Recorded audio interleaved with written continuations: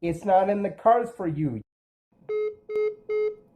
I'm pretty good at insults, and I got the internet and a lot of free time. I'm not opposed to dating some chick that doesn't have a job. I'm not superficial in that regard. But what I'm not is a bank. I'm not going to just write you checks for money so you can be my trophy girlfriend or whatever. I'm not going to do that shit. I don't play that game. If you want to be my girlfriend, that's cool and everything, but I'm not going to do it where I'm just handing you money or whatever. We're going to hang out like every once in a while, and we can watch movies on my laptop, or we can do things with you and go see a movie or go out to eat every once in a while, or hang out and do whatever you want to do. But, you know, I'm not going to be that guy that just like, here's $25 now. You have to hang out with me a little bit, or you run off and do your pretty little thing, honey. Here's $100, do your nails. I'm not going to be that guy because I don't like hoes. Like, I would prefer that you have a job and you're not leeching off of me for everything, but I'm not opposed to a little gift giving and a little bit of, you know, restaurant admiring and eating at every once in a while. But I'm not going to be that guy that just like sits around and does nothing, because I'll be working. And if you need somebody there 24/7, you're kind of a baby anyway. And I think you're too immature to date me. So grow up if you want to date me. Also, your religion means nothing to me. Don't try to convert me with your religion, and I won't shove atheism down your throat. Yo, it's strange to me, Gen Z, how you'll support BLM and the LGBTQ, but not age gap relationships a lot. Well, you're bigots. There's no way around that. You're prejudiced, so you're bigots. Like, I'm all for BLM. You know, I was saying Black Lives Matter to people back in, like, around the Occupy movement times. And I've always supported the LGBTQ community because it's none of my fucking business where people stick their dick or vagina. You know what I mean? I voted for same-sex marriage in Washington and when it legalized in 2014. It was the same year that pot was legalized. It was the same year that the Seahawks went and won the Super Bowl. The year after pot was legalized with the other state that legalized pot recreationally, Colorado, in 2015, but we legalized in 2014. What I'm saying is I've supported these causes, and I've always been in support of women's right to choose in a case of an abortion. But it's like all these conservative men are so important. What the fuck is with you? You know what I mean? Like, interracial relationships cause a stronger telomerase on the baby to be born because they're healthier relationships when it comes to producing a child. And they produce more intellectual and more athletic children by being born to an interracial relationship. And you can look at that like your own kids and go, maybe that's why. Well, you probably already knew that.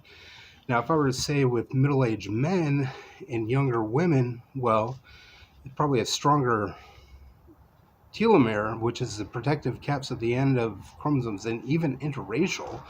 So interracial is good, but intergenerational might actually be better than interracial.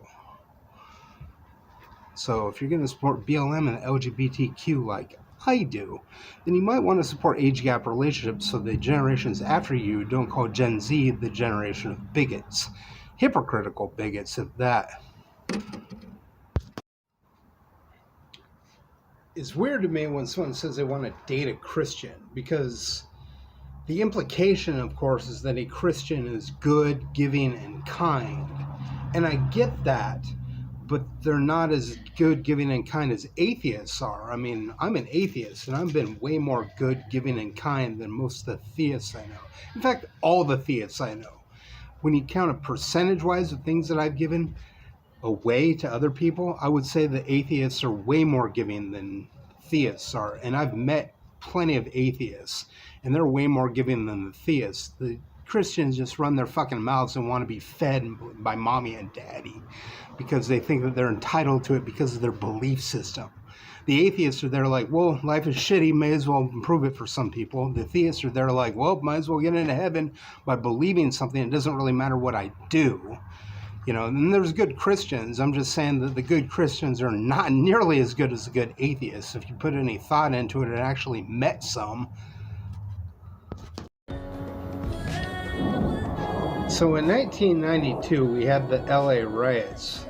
And for 2 weeks, there were no cops in the vicinity. Then after those 2 weeks, businesses started to return, except they weren't practicing capitalism. They were giving their shit away for free, such as at the restaurants and hair cutting places. And then the cops came in because they were letting go of capitalism. That's what intrigues me about things like that. It's funny to me how Christians can be more takers than givers, more beggars than anything else. Like, there's so many Christians out there that are just like, can I have some of this? Can I have some of that? But they don't reciprocate like I do. And I'm an atheist, and I give away like half of my food bank stuff a week to theists and non-theists alike because they're friends of mine. But it's usually Christians that are the least giving among us. And that makes me not really want to associate with them, but, you know, I'm a good guy, so I'm going to. I just think that they should live the way Jesus wanted them to live. If that's the way that they want to rule their lives. If they call themselves Christians, well, then they would be like what Jesus wanted them to live. But then again, you know, Jesus was kind of a cunt.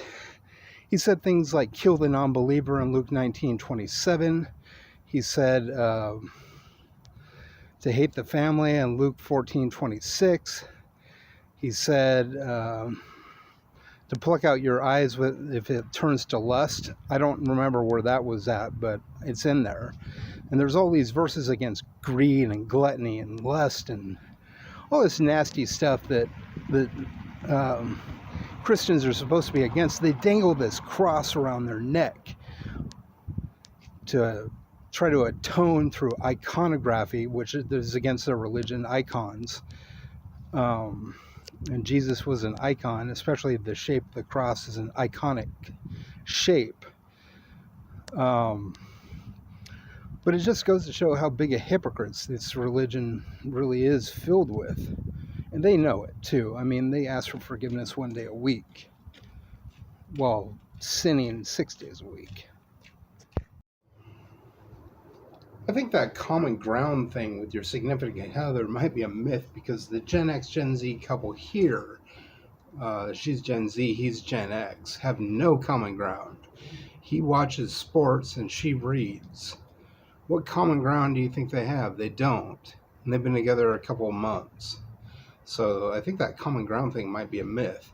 Then again, you look at my parents, they have some common ground. They've been married for almost 40 years. They were in the Army just 10 years apart. They both enjoy board games, drinking beer, playing water volleyball, talking shit on religion, being atheist. Funny. They're funny. And hanging out and swapping stories with their friends. I don't know what else they do. My stepdad works on cars sometimes, and my mom works on arts and crafts, so I don't really think that there's really any kind of like common ground with those two areas, but they've been together 40 years. It's not like they're constantly talking about the Army days or anything like that, or they're playing a board game every day or something like that, or, you know, drinking beer and playing volleyball mostly. So that's their common ground.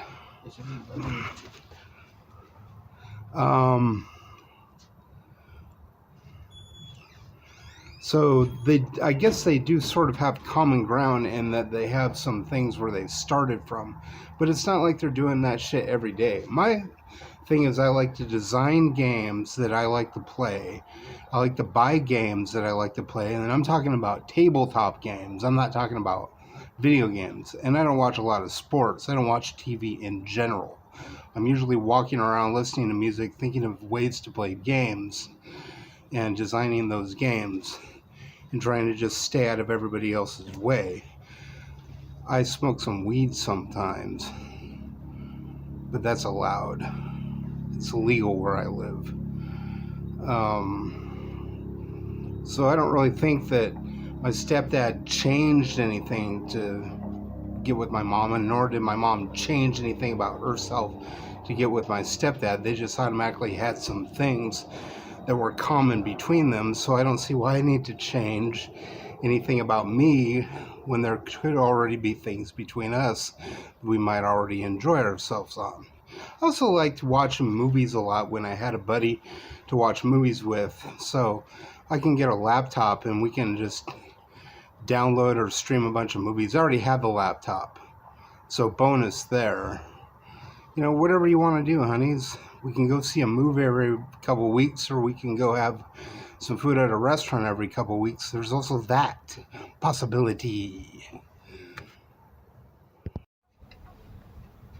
Ladies of Gen Z, one of you, whoever that might be, I think we should go out sometime. Maybe get a pizza or something.